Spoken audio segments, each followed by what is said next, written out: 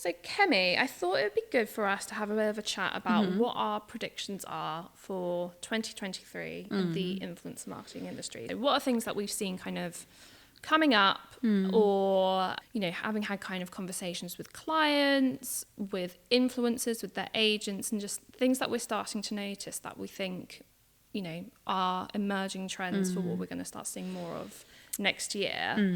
I mean, for me, the first one that I think is probably going to be quite important and a big trend is the fact that following really is going to start to become irrelevant, or it's really going to not be as important as it once was. And I know we've definitely kind of seen that a lot more in kind of recent years, what with the rise of like micro and nano influencers.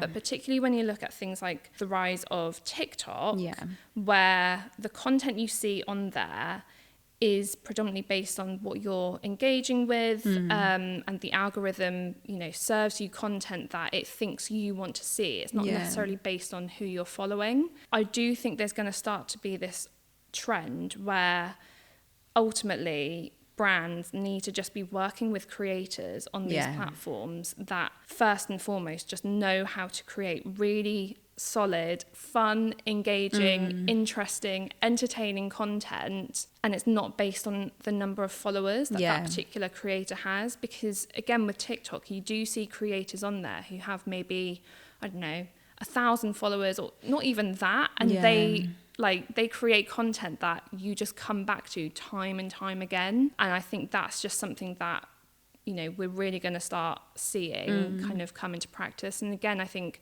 when TikTok really blew up a couple of years ago, some of those influencers that were kind of on platforms like Instagram and YouTube that had been used to creating content in a certain way for a certain number of years suddenly kind of freaked out and thought, hang on a moment, what is this social media platform that I don't know how to work with? I don't understand it. You know, they're the ones with kind of 500,000 followers, whereas these creators with far smaller audiences are really the ones kind of everyone's taking notice of, because they just know how to really create great content. Things like these really kind of niche audiences that we're talking about as well is kind of an interesting one, because it leads on to things like the whole creator economy.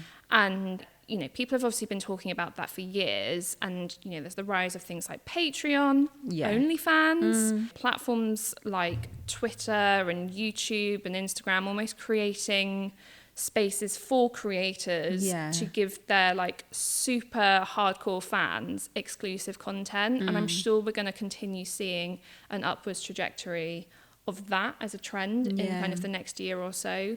You know, once you've almost found that creator or that community online that you really connect with, you almost would do anything as that kind of end user or as that kind of member of the audience to kind of see more from them. So the fact that kind of YouTubers perhaps are kind of turning a lot more to things like Patreon, or you know, your podcasters as well are turning to things like Patreon as well, to almost kind of better monetize themselves and their content, but provide their really kind of hardcore supporters with exclusive content. Because ultimately that's as well like what really engages people. It's the fact that it's like it's content that you just ultimately want to see and you want to see more of, and it's like they've hit a niche that's so specific that you just want to see more and more of it.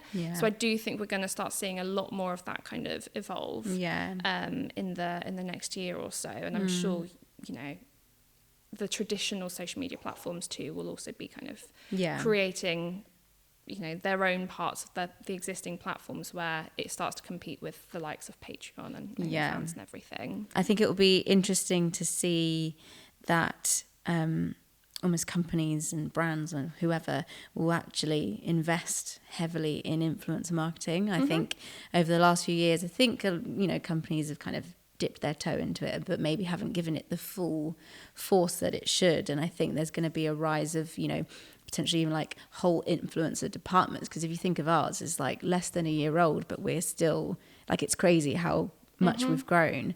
And I think that's going to be something really interesting, where influencer marketing becomes like a key part of social media, and actually companies almost take it seriously a bit more, because there is so much value that can come from it, and like there can be so much return on investment as well. So I'd be interesting to see how that kind of plays out over the next few years. Yeah, I mean, if you're not making influencer marketing part of your BAU already, like, what are you doing, I guess? Like, it's, I think particularly after the last few years where like traditional kind of like video and photo shoots and everything started closing down, what with like COVID and stuff, it was almost like for influencers, because they were at home and they could create that content that brands wanted to see, you know, that really just in a very strange way helped. Because, you know, you could as a brand just turn to content creators to get your brand message out there, you know, engage with audiences, get that reach, and so on and so forth.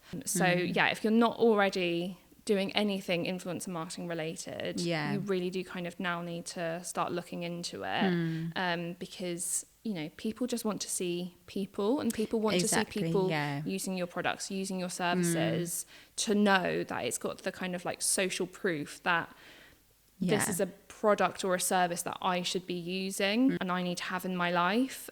So yeah, you've got to get with the times, is what I'd say. And of course, we'd absolutely love to help you. For sure. And I guess for me, kind of the final prediction I've probably got for the next year is probably more down to like influencer fees. I think what with kind of the economic situation at the moment and cost of living crisis and everything, you know, influencer fees are kind of growing year on year, and you know that's going to happen, and you know we are real champions of like paying creators fairly for their time and efforts, 100%. There is getting to a point, however, where sometimes, you know, we even see fees come through and we think, hang on a moment, this is extortionate for what we're asking for here, and we know that that's not going to give our clients the return on investment that they really need. I'm sure kind of conversations around whether you almost have like, I don't even know if you could have flat rates across the industry or anything. Well, I don't know. I almost see it going like one of two ways. Obviously, with the whole cost of living crisis, people might see that as, well, I should be raising my prices because of the cost of living crisis, and it's how do you navigate that without, you know, we obviously want to be paying people what they deserve and what their content deserves. But you're right, it sometimes gets to a point where we just think that's just extortionate and way too much. But it might even be worth having conversations with influencers or content creators, like kind of bringing them in for a day and having like a lovely chat and kind of get to know them a bit better, so we can better understand their prices. Because yes, it is going to get to a point where brands just can't afford influencers anymore. But how do you say to those influencers, please bring your prices down? It's crazy. Without offending, you know?